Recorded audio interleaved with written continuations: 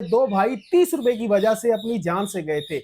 ये case CCD को transfer किया गया। 30 का उन्होंने बहाना बनाया है। मैं एक्चुअल बात सबको बता रहा हूँ, ये प्रोफेशनल क्रिमिनल लोग हैं। इन्होंने पहले भी एक बाबे को बकरियां उसकी छीन के उसे कत्ल कर दिया हुआ है। ये लड़ाई करते थे, लड़ाई करने के बाद उनकी जेब से पैसे निकाल लेते थे। ये एक क्रिमिनल ग्रोह था और ये एक आम लोग नहीं थे। नारकोटिक्स का इन पे इल्जाम आता है, मनशियात बेचे।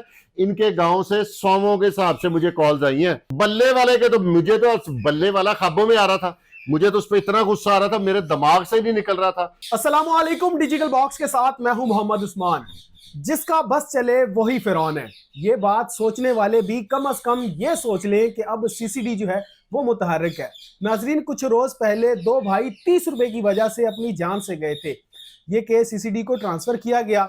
उसमें उन्होंने मुल्जिमान को भी गिरफ्तार किया गया। अब उन मुल्जिमान के साथ हुआ क्या, ये सारा वाकया जो है वो आपको सीनियर एनालिस्ट सैयद फुरकान शाह साहब मेरे साथ इस वक्त मौजूद हैं, वो बताएंगे। अस्सलाम वालेकुम शाह जी। जी वालेकुम सलाम। शाह जी, 30 रुपए की खातिर दो नौजवान अपनी जान से चले गए। ये ना 30 का उन्होंने बहाना बनाया है। मैं एक्चुअल बात सबको बता रहा हूँ, ये प्रोफेशनल क्रिमिनल लोग हैं। इन्होंने पहले भी एक बाबे को बकरियां उसकी छीन के उसे कत्ल कर दिया हुआ है। ये मेरे पास एग्जैक्ट इंफॉर्मेशन है इनकी। ये क्या करते थे कि आपने इनसे फ्रूट लिया ना, तो इन्होंने आपको एम ही कहना आपको पैसे दे दिए। आपने अपनी जेब में हाथ मारना, आपने निकाल लें। इनको जब किसी की जेब में 10, 20, 30 हजार नजर आ गया ना, तो फ्रूट आप किसी ने मिर्चे खरीदा, आप साथ वाली रेडी वाले हैं, आपने उसे गाली दे देनी है। वो अगले ने भी जवाब देना। एक पीछे खड़ा होता था, वो थप्पड़ मार देता था। पूरी प्लानिंग, प्री प्लान। ये लड़ाई करते थे, लड़ाई करने के बाद उनकी जेब से पैसे निकाल लेते थे। ये एक क्रिमिनल ग्रोह था और ये एक आम लोग नहीं थे। नारकोटिक्स का इन पे इल्जाम आता है, मनशियात बेचे। इनके गांव से सौमों के हिसाब से मुझे कॉल्स आई हैं। लोगों ने शुक्राने के नफल पड़े हैं। लोग कहते हैं अगर हमें इनके बाकी भाइयों का, बाकी खानदान का खौफ ना हो तो हम ढोल बजा के नाचें। शाह जी अब जरा बताएं कि उनके साथ हुआ क्या जो दो पकड़े गए थे।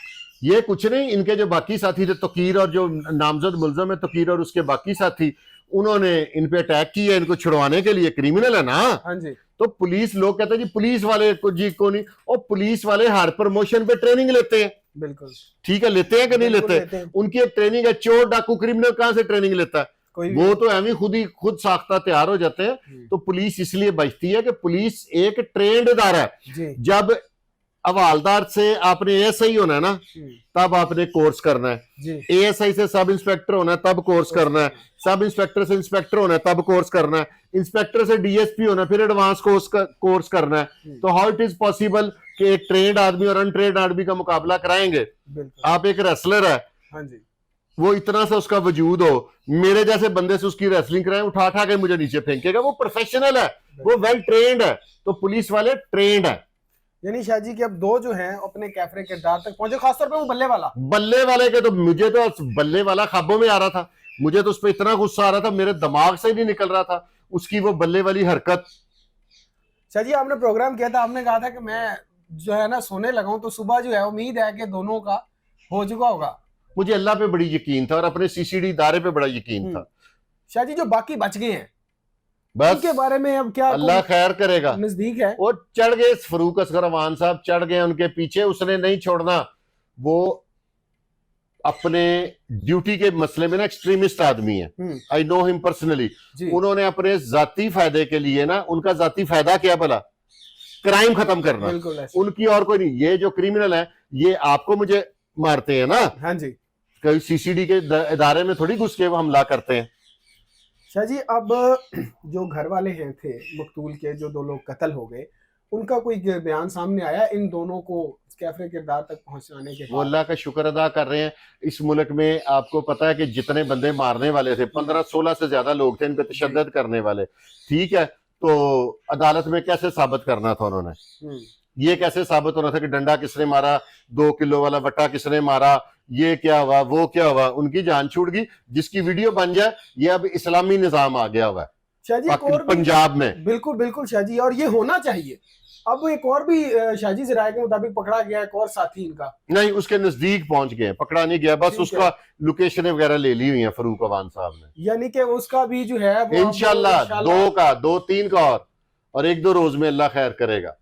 बड़ी उम्मीद है शाहजी हमें सीसीडी पे, जिस तरह सीसीडी काम कर रही है तो उम्मीद तो है कि इस तरह ये लोगों को जल्द तमाम इंसाफ फिरौनों के लिए मूसा पैदा हुआ है सीसीडी जो है। बिल्कुल, ये फिरौनों को याद रखनी चाहिए ये बात। ये फिरौनों का दिमाग ठीक कर देंगे। अब करे ना कोई डाला कल्चर, अब निकाले ना, चलाए ना कोई गोली, एडे तगड़े होते आओ, कितने तुम बदमाश बने फिरते हो, मारो डाके, लग जाएगा पता।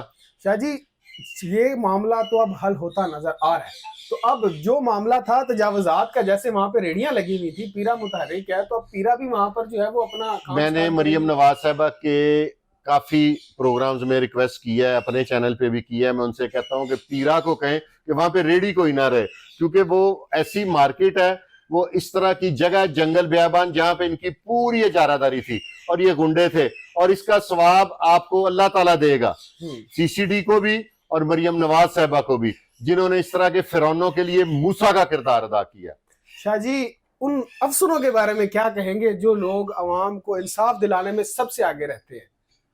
फरूक अवान जिंदाबाद, सुहेल जफर चट्टा जिंदाबाद, वो जो डीआईजी शाह साहब हैं वो जिंदाबाद, और आफ्ताब फुल्लरवान साहब जिंदाबाद, और पाकिस्तान जिंदाबाद। पाकिस्तान जिंदाबाद। शाहजी बहुत शुक्रिया आपके वक्त का। नाजरीन, शाहजी हमारे साथ मौजूद थे, और जैसा कि आप सबके लिए ये एक बड़ी खबर है कि 2 लोगों को कत्ल करने वाले, उन 4 बच्चों को यतीम करने वाला जो मुलजिम था, जिसने इतनी बेदर्दी से उस शख्स को बल्ला मारा था, वो जो है वो अपने कैफरे किरदार तक पहुंच चुका है अपने ही साथियों की फायरिंग से। तो ये एक बड़ी कामयाबी है सीसीडी के लिए भी, और जो रह गए हैं उनका भी अंजाम जो है वो इंशाल्लाह बहुत करीब है। और आपकी क्या राय है हमें कमेंट सेक्शन में जरूर आगाह करें। अपना बेहद ख्याल रखें, अपने मेजबान को इजाजत दीजिए। अल्लाह आपका हामी और नासिर।